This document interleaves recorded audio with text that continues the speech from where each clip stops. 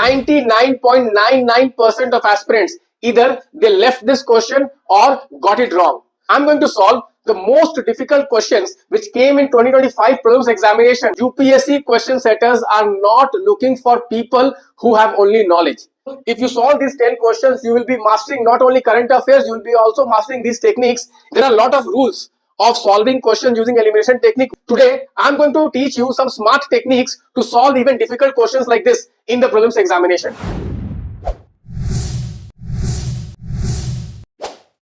Hi friends, welcome to a very important lecture where I'm going to solve the most difficult questions which came in 2025 prelims examination using my smart elimination techniques. Guys, these two questions which came in 2025 prelims examination, 99.99% of aspirants either they left this question or got it wrong. So guys, today I'm going to teach you some smart techniques to solve even difficult questions like this in the prelims examination. Guys, before I start discussing the technique, let me tell you, UPSC question setters are not looking for people who have only knowledge.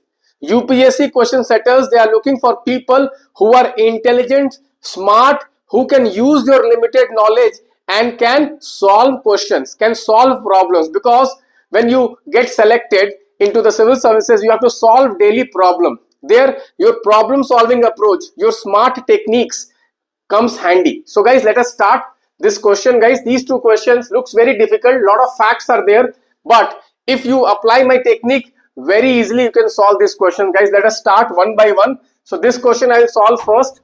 Consider the following statements regarding the first Kho-Kho World Cup. Okay guys, so if you read the statements, first statement says the event was held in New Delhi.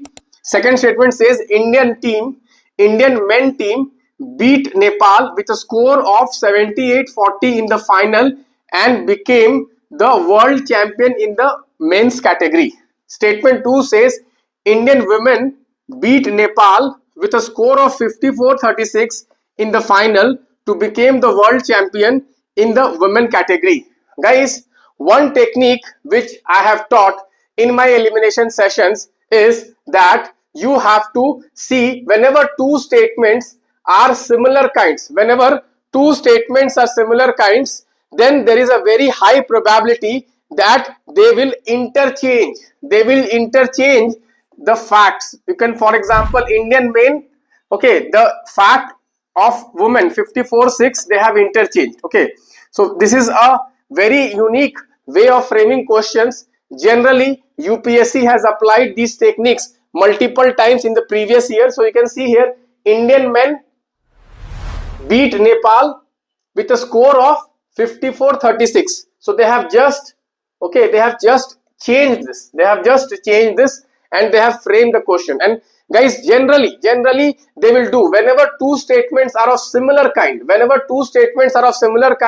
There is a high probability that there is an exchange. You can see here, Indian men Kho-Kho team defeated Nepal 54-36. And Indian women team defeat Nepal 78-40. Okay, you can see this. This is the answer, guys. Rule of interchange. So once this is gone, you get the answer one only. Okay, very easy to solve.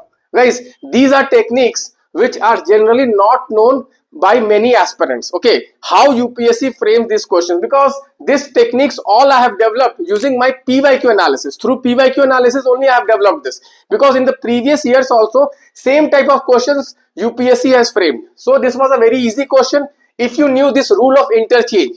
There are a lot of rules of solving questions using elimination technique. One rule is rule of interchange. Here they have interchanged this data whenever, because both of statement you can see here, Indian men team defeat Nepal, Indian women team defeat Nepal. By score they have just interchanged. Okay, let me show you the next question. The next question also I'm going to solve, guys. You can see this question. Consider the following statements. In the finals of 45th Chess Olympiad held in 2024, Gukesh became the world's youngest winner after defeating the Russian player Ian. Second statement says Abhimanyu Mishra, an American chess player, holds the record of becoming the world's youngest ever grandmaster. Guys, you can see both these questions are talking about youngest winner. both these questions are talking about youngest winner. Okay, so whenever you get two kinds of questions, whenever you get two kinds of this kind of statement, okay, both are talking about the same theme, youngest, both are talking about the same theme, but in one they have qualified the youngest. Qualified means they have added some extra information, they have added some extra fact. Both are talking about youngest champion, but here they have qualified it that he has become youngest by defeating a Russian chess player. Here they have not qualified it. Here they have not qualified it. Here they have qualified it by adding a fact. You common sense, you think which question or which statement will be highly incorrect? High chances that this will be incorrect. Obviously, guys, here there is a chance that they will change this fact with some other fact. There is a chance that they can change this fact with another fact. So here also, guys, easily you can eliminate this and you get option 2 only. You get option 2 only. Guys, there's a difference here. First method, you can see first question. Both the statements are exactly the same. Both statements are exactly the same. Only the fact has been interchanged. Okay, there is a difference. So there is rule of interchange. In this, both statements are not the same. In this, both statements are not the same. In this, the both statements are not the same. Here, this statement talks about the youngest winner. This statement talks about the youngest winner. This statement also talks about youngest winner. Theme is same, but the statements are not same. Here, they have added one fact.